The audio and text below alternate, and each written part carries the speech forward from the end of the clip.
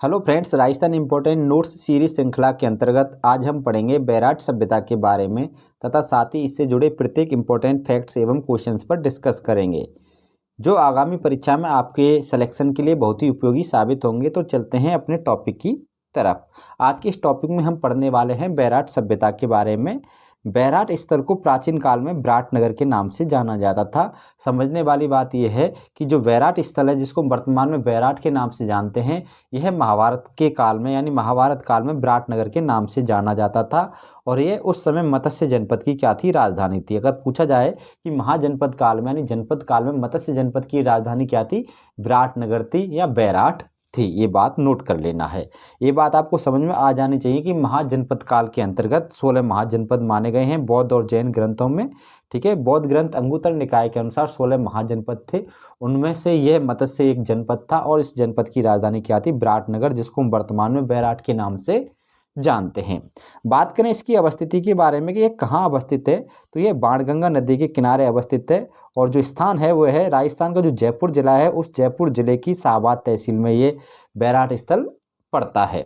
और दूसरी बात याद रख सकते हैं कि राजस्थान का जो अलवर जिला है यह उसके निकट है और जयपुर जिले के उत्तर पूर्व दिशा में यह स्थल अवस्थित है। हमारे अधीनस्थ बोर्ड इस टाइप के क्वेश्चंस पूछ लेता है कि जो बैराट स्थल है वो जयपुर जिले की किस दिशा में अवस्थित है, तो उत्तर पूर्व दिशा में अवस्थित है। इस प्रकार के क्वेश्चंसों का जवाब भी आपको याद रखना है। ठीक है, अब बात करते हैं हम नेक्स्ट अगले क्वेश्चंस की, अगले पॉइंट की कि जो इसका उत्खनन का कार्य है वो बैराट के किन किन जगहों से किया गया, किन किन क्षेत्रों से किया गया।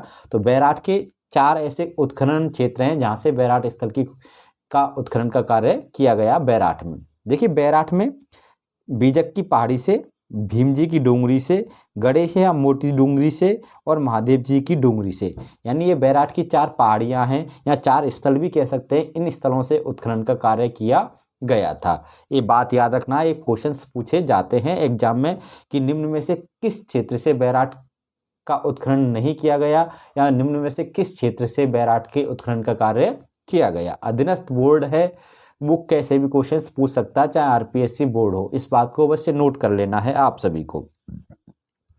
अब बात करते हैं इसके उत्खननकर्ता की, इसके जो खुदाई का कार्य है वो करने वाले व्यक्ति कौन थे। ठीक है, तो याद रखें कि इसकी जो खुदाई का कार्य है यानी उत्खनन का जो कार्य है वो सबसे पहले दयाराम साहनी ने किया था 1936 से 37 ईस्वी में। अगर आपसे पूछा जाए कि बैराट सभ्यता का सर्वप्रथम उत्खनन का कार्य किसने किया, दयाराम साहनी ने किया। और कब किया था, 1936 से 37 ईस्वी में। इसके बाद में 1962 से लेकर 63 ईस्वी के मध्य नील रत्न बनर्जी और कैलाश नाथ दीक्षित, इन दोनों व्यक्तियों ने मिलकर इस बैराट स्थल का क्या किया था, उत्खनन का कार्य किया था, खुदाई का कार्य किया था। ठीक है, अब देखिए इससे संबंधित कुछ बातें और भी हैं जो अधीनस्थ बोर्ड पूछ सकता है या कुछ कोई भी बोर्ड पूछ सकता है, इंपॉर्टेंट है। लेटेस्ट एग्जामों के पैटर्न को देखकर इस तरीके की बातें पूछी जा रही हैं, तो ये बातें भी आपको ध्यान रखनी है कि देखिए जो बैराट स्थल था, इस स्थल की सबसे जो पहले खोज थी वो कैप्टन बर्ट ने की थी 1837 ईस्वी में। ठीक है, अब बात करें कि ये तो फर्स्ट पॉइंट हो गया याद रखने वाला कि क्वेश्चन किस तरीके से पूछ सकता है कि निम्न में से कौन सा कथन सत्य है, निम्न में से कौन सा कथन असत्य है। ठीक है, इस टाइप के क्वेश्चंस में ये इस प्रकार के पॉइंट रख सकता है। तो याद रखना कि बैराट स्थल की यानी विराट नगर की जो सर्वप्रथम खोज थी वो कैप्टन बर्ट ने की थी 1837 में। हुआ ये था कि कैप्टन बर्ट पुरातत्वविद थे और यहाँ से उनको एक शिलालेख मिला था, भाबरू शिलालेख 1837 ईस्वी में, और उसी समय उनको यहाँ पे आभास हुआ कि यहाँ पे कोई किसी ना किसी सभ्यता के साक्ष्य हैं। ठीक है, तो ये तो हो गई बात इसकी खोज की। तो डॉक्टर कनिंघम ने 1864 से 65 ईस्वी में बैराट के अध्ययन को आगे बढ़ाया इनके बाद में। ठीक है, फिर इनके ही एक सहयोगी थे डॉक्टर कार्लाइल। कौन थे, कार्लाइल किसके सहयोगी थे, डॉक्टर कनिंघम के। और इनके जो सहयोगी डॉक्टर कार्लाइल थे, इन्होंने 1871 से 72 ईस्वी में इसका यानी बैराट का पुनः गहन निरीक्षण किया था। ठीक है, इसके बाद में हम बात करें डॉक्टर DR भंडारकर, इन्होंने 1910 ईस्वी में बैराट का विस्तृत अध्ययन व सूक्ष्म परीक्षण किया। यानी आपको यहाँ पे ये नाम याद रखने, कैप्टन बर्ट क्रम से, डॉक्टर कनिंघम, डॉक्टर कार्लाइल, फिर डॉक्टर DR भंडारकर। ये क्या थे, बैराट का उत्खनन नहीं किया था, मतलब इन्होंने क्या किया था, बैराट के विषय में अध्ययन किया था, बैराट के विषय में अपनी बातें रखी थी गहनता से और सूक्ष्म परीक्षण यहाँ पर किए थे इन्होंने। अगर बात करें उत्खनन के कार्य के बारे में, खुदाई के कार्य के बारे में कि खुदाई किसने सबसे पहले की, तो मैंने अभी बता दिया आपको कि दयाराम साहनी ने 1936 से 37 ईस्वी में बीजक की पहाड़ी का पहला पुरातात्विक उत्खनन किया था। तो ये 4-5 बातें आपको याद रखनी है, अच्छे से इंपॉर्टेंट है, ठीक है। अब बात करते हैं बैराट की विशेषताओं के बारे में और यहाँ से क्या क्या अवशेष मिले, क्या क्या प्रमाण मिले जो आगामी परीक्षाओं में आपके लिए उपयोगी होंगे, उन सभी के बारे में मैं बात करता हूँ। देखिए, इस क्षेत्र में मानव की उपस्थिति के प्रमाण पाषाण काल से ही प्राप्त होते हैं। तो ये बात यहाँ से नोट रखनी है कि जो बैराट स्थल है ये पाषाण काल से भी संबंध रखता है। यहाँ पे पाषाण काल के अवशेष और प्रमाण मिले हैं। तो याद रखना कि बैराट में मानव की उपस्थिति पाषाण काल के टाइम पर भी थी, ठीक है। इस क्षेत्र के ढिगारिया और भानगढ़ स्थलों से गोलाश्मों से निर्मित प्रस्तर उपकरण प्राप्त हुए जो पुरापाषाणकालीन मानव के यहाँ उपस्थित होने का संकेत है। देखिए, अधीनस्थ जो बोर्ड था उसने ये बात पूछ ली है एग्जाम में, इसलिए मैंने ये पॉइंट यहाँ पे रखा है कि गोलाश्मों से निर्मित प्रस्तर उपकरण किस स्थान से प्राप्त हुए, और उसमें ऑप्शन में भानगढ़ दिया हुआ था, तो ये भानगढ़ सही था। ये बात याद रखना। तो याद रखना ये बैराट का ही क्या है, संबंधित स्थल है, भानगढ़ और ढिगारिया, ठीक है। और इसमें दोनों ही स्थलों से गोलाश्मों से निर्मित क्या मिले थे, प्रस्तर उपकरण मिले थे। पॉइंट क्लियर हो गए यहाँ तक। अब बात करता हूँ नेक्स्ट अगले पॉइंट की कि मध्य पाषाण युगीन मानव संस्कृति के अवशेष बैराट के आसपास मिले हैं, ठीक है। तो बात वही हो गई, यानी कुल मिला के बात है मध्य पाषाण युगीन मानव के अवशेष यहाँ से मिले हैं और पाषाणकालीन मानव का संबंध भी इस स्थल से रहा है। अब देखिए, बैराट में पाषाण युगीन हथियारों के निर्माण का एक बहुत बड़ा कारखाना मिला है यहाँ पे खुदाई में, ठीक है। बैराट का उत्खनन किया गया और वहाँ से एक कारखाना मिला, किसका, पाषाण युगीन, यानी पाषाण काल में हथियार, जो पाषाणकालीन हथियार थे उन हथियारों को बनाने का एक कारखाना मिला है यहाँ से, और जो किस स्थल से प्राप्त हुआ, भीम डूंगरी से। ये बात यहाँ पे इंपॉर्टेंट है एग्जाम के लिए। हमें बस इतना समझना है परीक्षा के पैटर्न को देखते हुए कि हमें क्या चीज़ परीक्षा के लिए इंपॉर्टेंट रखनी है और कौन सी चीज़ हमें समझनी है और कौन सी चीज़ याद रखनी है। अब देखिए, एग्जाम में पूछेगा कि किस स्थल से पाषाणकालीन हथियारों के निर्माण का एक कारखाना प्राप्त हुआ, तो बैराट से, और बैराट के किस स्थल से प्राप्त हुआ था, तो भीम डूंगरी से प्राप्त हुआ था। दोनों बातें आपको नोट कर लेनी है, ठीक है। पॉइंट यहाँ तक क्लियर हो गया होगा। अब बात करता हूँ नेक्स्ट अगले पॉइंट की। अब बात करते हैं हम नेक्स्ट अगली विशेषता के बारे में कि बैराट की पहाड़ियों जैसे गणेश डूंगरी, बीजक डूंगरी, भीम डूंगरी में कई चित्रित शैलाश्रय प्राप्त हुए हैं जिनकी छतों व दीवारों पर मुख्यतः लाल व अन्य रंगों से चित्रांकन किया गया है। तो याद रखना कि चित्रित शैलाश्रय के साक्ष्य किस स्थल से प्राप्त हुए, बैराट स्थल से प्राप्त हुए थे, ये बात याद रखना है। और किस कलर के, यानी किस कलर के उस चित्रित शैलाश्रयों में किस रंग का सबसे ज़्यादा उपयोग किया गया, लाल रंग का। इसके अलावा लाल रंग के अलावा कुछ अन्य रंग हैं, लेकिन सर्वाधिक प्रयुक्त जो रंग था वो था लाल रंग। ये बात एग्जाम में पूछी भी जा सकती है, ठीक है। तो यहाँ से क्या नोट करेंगे कि चित्रित शैलाश्रय कहाँ से मिले, बैराट से, और उन चित्रित शैलाश्रयों में किस रंग की प्रधानता थी, लाल रंग की प्रधानता थी। अब बात करता हूँ नेक्स्ट अगली विशेषता की कि बैराट से बड़ी मात्रा में शैल चित्रों के प्राप्त होने के कारण इसे प्राचीन युग की चित्रशाला भी कहा जाता है। एग्जाम के लिए इंपॉर्टेंट पॉइंट्स है, वेरी इंपॉर्टेंट पॉइंट्स है कि किस स्थल को प्राचीन युग की चित्रशाला भी कहा गया है, या फिर ऐसे भी पूछ सकता है कि बड़ी मात्रा में शैल चित्रों के प्राप्त होने के कारण किस स्थल को प्राचीन युग की चित्रशाला कहा गया है। तो आंसर होगा हमारा बैराट को। किसको, बैराट को। नेक्स्ट अगला इंपॉर्टेंट क्वेश्चन है, ये एग्जाम में कई बार पूछा भी जा चुका है कि आकर कलर पात्र संस्कृति के साक्ष्य किस स्थल से प्राप्त हुए। ये क्वेश्चन एग्जामों में कई बार रिपीट होकर आया है, तो समझ लें इसके बारे में कि विराटनगर में ताम्रयुगीन आकर कलर पात्र संस्कृति के अवशेष प्राप्त हुए हैं। इन मृद पात्रों को ठीक से पकाया नहीं जाता था तथा हाथ लगाने से यह झरने लगते थे, और इन पर उकेरण विधि से क्या किया जाता था, अलंकरण किया जाता था। देखिए, अब तक एग्जाम में पूछा गया है कि आकर कलर पात्र संस्कृति के साक्ष्य अवशेष कहाँ से मिले थे, बैराट से।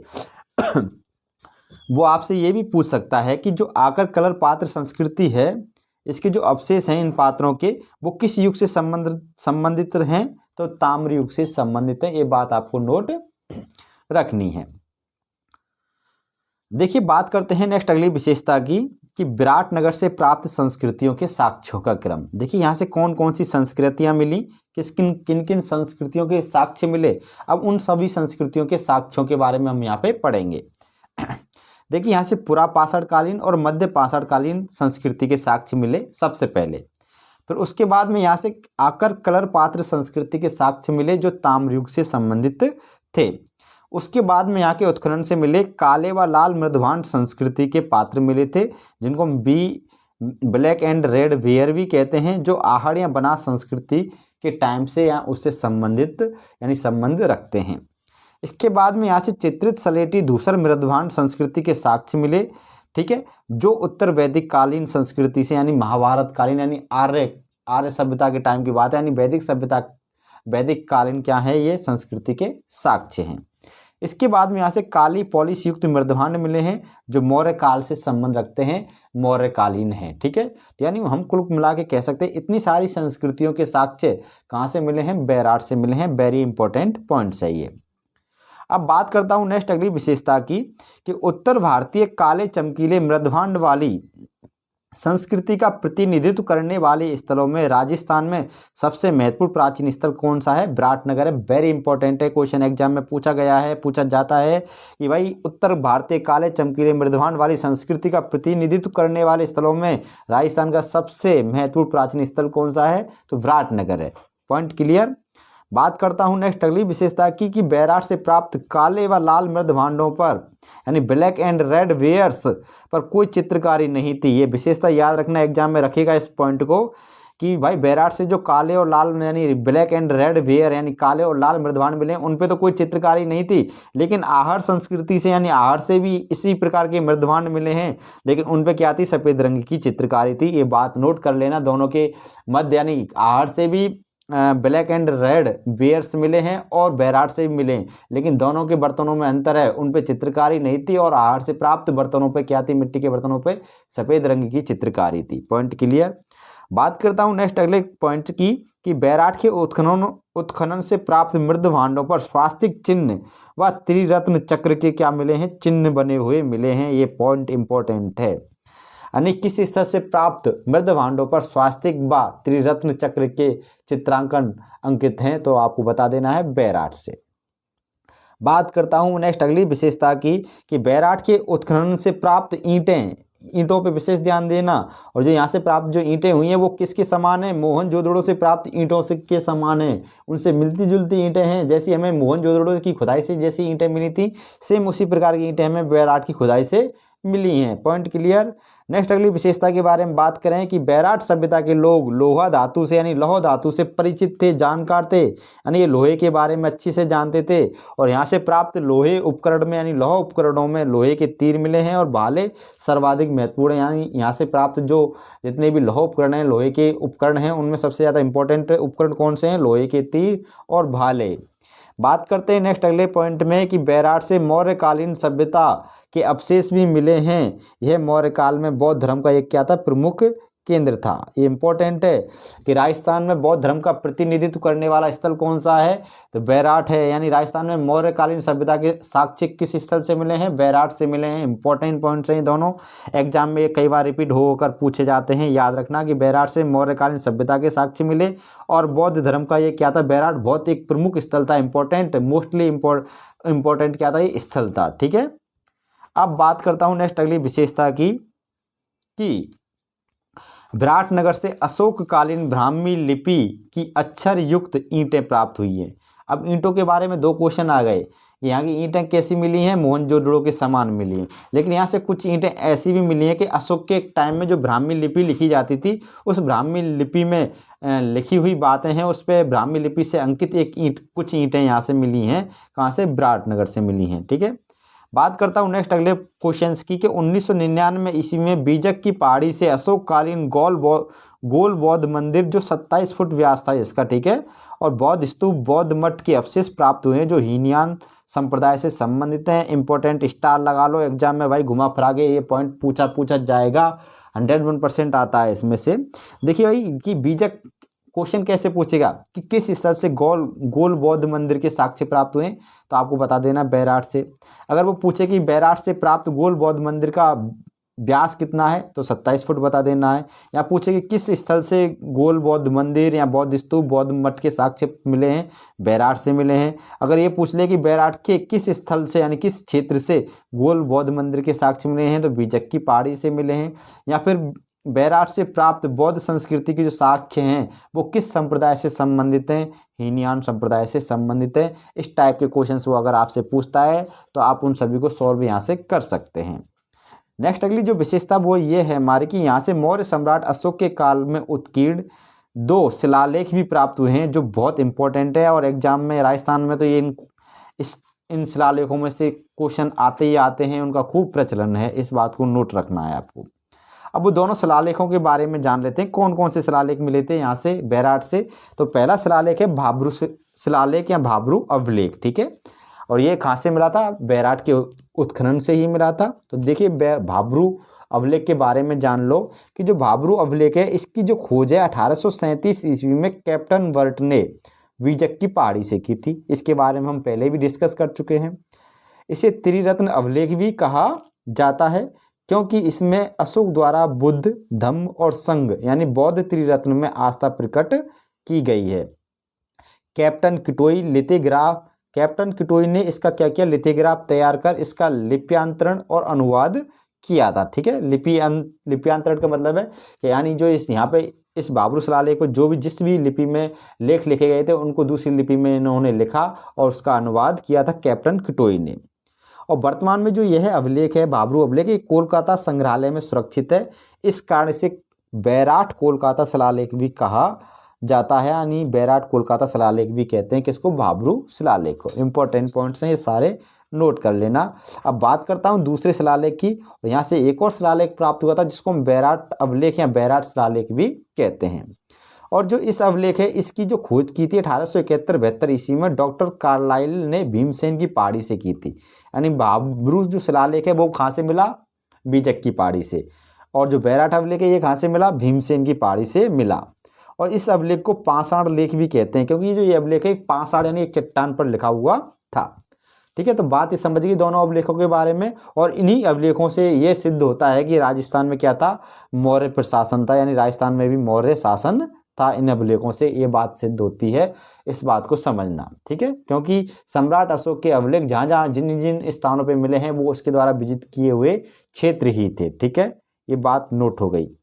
अब बात करता हूँ नेक्स्ट अगली विशेषता में कि चीनी यात्री हिनसांग 634 ईस्वी में विराटनगर आया और इसने यहाँ बौद्ध मठों की संख्या कितनी बताई, 8 बताई थी। ये क्वेश्चन इंपॉर्टेंट है, इसको अच्छे से नोट कर लेना। अगर पूछे कि चीनी यात्री हिनसांग विराटनगर कब आया था, तो 634 ईस्वी में आया। या चीनी यात्री हिनसांग के अनुसार बैराठ में बौद्ध मठों की संख्या कितनी थी, तो 8 थी। बता देना, सीधा सीधी बात है। अगर आप अच्छे से पढ़ेंगे इस टाइप के क्वेश्चन हाल यानी चुटकियों में सॉल्व हो जाएंगे, ठीक है। अब देखो नेक्स्ट अगली कुछ विशेषता के बारे में बात करें कि दयाराम साहनी के अनुसार बैराठ का विध्वंस हूण शासक मिहिर कुल ने किया था। किसने किया था, हूण शासक मिहिर कुल ने किया था। इंपॉर्टेंट पॉइंट है, नोट करने वाली बात है। पूछ सकता है कि भाई दयाराम साहनी के अनुसार या किसके अनुसार बैराठ का विध्वंस मिहिर कुल ने किया, दयाराम साहनी के अनुसार। या दयाराम साहनी के अनुसार बैराठ का विध्वंस किसने किया, तो हूण शासक मिहिर कुल ने। और यहाँ डायरेक्टली पूछ ले कि बैराठ का विध्वंस किसने किया, तो मिहिर कुल ने किया था। मिहिर कुल कौन था, एक हूण शासक था। क्लियर। नेक्स्ट अगली विशेषता है हमारी कि बैराठ की पहाड़ी से शंख लिपि के प्रचुर मात्रा में क्या मिले हैं, प्रमाण मिले। शंख लिपि के यहाँ से क्या मिले, शंख की आकृति में जो अक्षर लिखे जाते हैं उनको शंख लिपि में लिखे हुए अक्षर बोलते हैं। और ये बैराठ की पहाड़ी से इस शंख लिपि के प्रचुर मात्रा में क्या पाए गए हैं, अवशेष पाए गए हैं। और ये क्वेश्चन एग्जाम में पुटअप होता रहता है बार बार। बात करता हूँ मैं नेक्स्ट अगली विशेषता की। अगली विशेषता है कि बैराठ के उत्खनन से सूती कपड़े में बंधे पंचमार्ग सिक्के प्राप्त हुए हैं। इस प्रकार यहाँ के निवासी वस्त्र की बुनाई की कला को जानते थे और बुने हुए वस्त्र के साक्ष्य राजस्थान में बैराठ के बाद बालाथल से प्राप्त हुए हैं। ये बात याद रखना कि राजस्थान में बुने हुए वस्त्र के साक्ष्य केवल बैराठ और बालाथल से ही मिले हैं। और बैराठ में क्या हुआ है कि एक मटकी में सूती कपड़े में बंधे हुए पंचमार्ग सिक्के मिले हैं, ठीक है, जिनको हम आहत मुद्राएं भी कहते हैं। और वो बुने हुए कपड़े में बंधी हुई थी ये पंचमार्ग मुद्राएं यानी आहत मुद्राएं, ठीक है। अब जो इम्पोर्टेंट अगला पॉइंट है, ये वेरी इंपॉर्टेंट है एग्जाम के लिए, इसमें से क्वेश्चन पुटअप होते हैं और पुटअप होंगे, ये बात नोट कर लेना। मैं जितने पे भी इंपॉर्टेंट बता रहा हूँ ये समझ लो कि उनकी आने की संभावना 101% बनती है एग्जाम में। देखिए कि बैराठ में मिले बौद्ध विहार के चौथे कमरे के उत्खनन, यानी बैराठ में क्या एक बौद्ध विहार भी मिले हैं और एक चौथा जो बौद्ध विहार था उसका खुदाई का जो कार्य किया गया था, उस खुदाई के दौरान उस कमरे से 36 प्रकार यानी 36 क्या मिली, चांदी की मुद्राएं मिली थी खुदाई में। और उन 36 चांदी की मुद्राओं में क्या थे, 8 तो पंचमार्क यानी आहत मुद्राएं थीं और शेष 28 मुद्राएं क्या हैं, इंडो ग्रीक व यूनानी हैं। ये बात याद रखना, कितनी मुद्राएं मिली इंडो ग्रीक यूनानी, यहाँ से बैराठ से 28, और जिनमें इन 28 मुद्राओं में भी 16 मुद्राएं यूनानी शासक मिनांडर की हैं। और ये क्वेश्चन तो अधीनस्थ बोर्ड ने 2-3 बार पूछ भी लिया है कि किस स्थल से यूनानी शासक मिनांडर की मुद्राएं प्राप्त हुई हैं, बैराठ से प्राप्त हुई हैं। संख्या भी पूछ ली कि यूनानी शासक मिनांडर की कितनी मुद्राएं बैराठ स्थल से प्राप्त हुई, 16 मुद्राएं प्राप्त हुई। ठीक है, तो ये सारे पॉइंट अच्छे से नोट कर लेना, याद कर लेना। बात करता हूँ नेक्स्ट अगली विशेषता की कि बैराठ से एक मुगलकालीन छतरी व एक सराय के अवशेष भी प्राप्त हुए हैं। कहा जाता है कि मुगल सम्राट अकबर अजमेर की यात्रा के दौरान यहाँ का क्या करते थे, रात्रि में विश्राम करते थे। और ये बात सभी जानते हैं कि सम्राट अकबर ये मुगल शासक अकबर अजमेर ख्वाजा मोइनुद्दीन चिश्ती की दरगाह पर यात्रा करने के लिए आते थे, उनके दर्शन करने के लिए आते थे। ठीक है, चादर चढ़ाने। तो उन्हीं जब वो बार हर साल आते थे, इस कारण उन्होंने क्या किया कि बैराठ में एक मुगल छतरी बनवा दी, एक सराय बनवा दी अपने निवास के लिए। ठीक है, मुगल बादशाह अकबर ने विराटनगर के मध्य एक टकसाल भी खोली थी। यहाँ इन्होंने छतरी बनाई, सराय बनाई, उसके अलावा इन्होंने यहाँ पे क्या बनाई, एक टकसाल भी बनाई थी, जिसमें अकबर और जहांगीर और शाहजहां के शासनकाल में तांबे के सिक्के डाले जाते थे। ठीक है, इसके अलावा बैराठ से एक मुगल गार्डन और ईदगाह व कुछ अन्य मुगल इमारतों के भी साक्ष्य मिले हैं। ठीक है, बात करता हूँ नेक्स्ट अगली विशेषता की कि बैराठ में सवाई राम सिंह के काल में, ये इंपॉर्टेंट पॉइंट है, एग्जाम में पूछा जा चुका है और पूछा जाएगा कि बैराठ में किसके शासनकाल में, ये कहेगा किसके शासनकाल में की गई खुदाई में एक स्वर्ण मंजूषा प्राप्त हुई है जिसमें भगवान बुद्ध के अस्थि अवशेष थे। ठीक है, तो सवाई राम सिंह के काल में, याद रखना है, क्वेश्चन आएगा एग्जाम में। ठीक है, तो ये बात इंपॉर्टेंट है। और नेक्स्ट अगली विशेषता ये है कि महाभारत के विवरण के अनुसार पांडवों ने अपने अज्ञातवास का अंतिम वर्ष छद्म वेश में विराट यानी बैराठ के राजा की सेवा में ही बिताया था। और ये बात सभी जानते हैं कि जो 13वां महीना, 13वां जो वर्ष था अज्ञातवास का, वो 13वां वर्ष कहाँ पे बिताया था, पांडवों ने विराटनगर में ही बिताया था। ठीक है, अगला जो विशेषता है वो ये है कि बैराठ में स्थित भीमसेन की डूंगरी में एक गड्ढा है। क्या है, गड्ढा है भीमसेन की डूंगरी में, उसमें क्या है, हमेशा पानी भरा रहता है और उस गड्ढे को भीमताल कहा जाता है। क्या कहा जाता है, भीमताल कहा जाता है, क्योंकि भीम ने द्रौपदी की प्यास बुझाने के लिए इस चट्टान को लात मारकर क्या निकाला था, पानी निकाला था। और उसी समय से यहाँ पे कि इस चट्टान के अंदर जो गड्ढा बन गया उसमें पानी भरा रहता है, उसको क्या कहते हैं, भीमताल कहते हैं। ठीक है, उन्हीं के नाम पर। ये थी बैराठ से जुड़ी हुई इंपॉर्टेंट विशेषताएं। अब हम बात करेंगे बैराठ से संबंधित कुछ महत्वपूर्ण प्रश्नों के बारे में। कि देखिए पहला प्रश्न है हमारा कि जो कुछ मोहनजोदड़ो और हड़प्पा को पाकिस्तान में देकर हमने खोया है उससे अधिक हमें बैराठ में मिला है, यह कथन किसका है, तो यह कथन है डॉक्टर सत्यप्रकाश का। नेक्स्ट अगला क्वेश्चन है कि कौन से स्थल मौर्य काल से संबंधित हैं, तो बैराठ और न्हौर, इन दोनों स्थलों में मौर्यकालीन अवशेष, मौर्यकालीन संस्कृति के साक्ष्य मिले हैं। नेक्स्ट अगला क्वेश्चन है कि राजस्थान में महाभारत काल के अवशेष कहाँ से मिले हैं, तो मैंने बताया कि अलवर के निकट बैराठ व भरतपुर के निकट न्हौर से मिले हैं। न्हौर से और बैराठ से यानी इन दोनों स्थलों से महाभारत काल के क्या मिले हैं, अवशेष मिले हैं। न्हौर सभ्यता भरतपुर में विकसित हुई थी, बैराठ अलवर के निकट जयपुर में विकसित हुई है। ठीक है, बात करते हैं नेक्स्ट अगले क्वेश्चंस की कि राजस्थान में बुने हुए वस्त्र के साक्ष्य कहाँ से मिले, मैंने अभी बता दिया है, बैराठ और बालाथल से क्या मिले हैं, बुने हुए वस्त्र के साक्ष्य मिले हैं। लास्ट एंड फाइनल क्वेश्चन हमारा यह है कि बीजक की पहाड़ी मौर्यकालीन स्तूप चैत्य का एक खंडर है जिसका निर्माण बारी बारी से लकड़ी के 36 स्तंभों तथा ईंट के, चूने के पत्थर से प्लास्टर किए हुए पैनलों से हुआ है, यह कहाँ स्थित है। ठीक है, ये असिस्टेंट प्रोफेसर में आया हुआ क्वेश्चन है, इंपॉर्टेंट है, तो याद रखना कि मौर्यकालीन जो स्तूप चैत्य है जो 26 लकड़ी के स्तंभों पर टिका हुआ है, ये बीजक की पहाड़ी से मिला था और ये बैराठ में स्थित है। कहाँ पे स्थित है, ये बैराठ में स्थित है। वैसे बीजक की पहाड़ी क्वेश्चन में अगर आप देख लोगे तो डायरेक्टली आप अगर पढ़ा भी होगा तो आप डायरेक्ट कर दोगे बैराठ की बात कर रहा है। ठीक है, और इस जो चैत्य खंडर की तुलना जुन्नार के तुलजा लीना समूह की चैत्य गुफाओं से की जा सकती है, ये बात भी आपको समझना है। ये थी बैराट सभ्यता से जुड़ी सभी इंपॉर्टेंट बातें। वीडियो अच्छी लगी तो वीडियो को लाइक शेयर और हमारे चैनल को सब्सक्राइब अवश्य करना है। और कमेंट में अपनी राय भी बता सकते हैं कि आगे हमें क्या करना है, आपके लिए क्या और बताएं, क्या नई चीज़ लेके आएँ, वो हमें कमेंट में भी आप अपनी राय दे सकते हैं। फिर मिलेंगे नेक्स्ट अगली वीडियो में, तब तक के लिए अलविदा, बाय।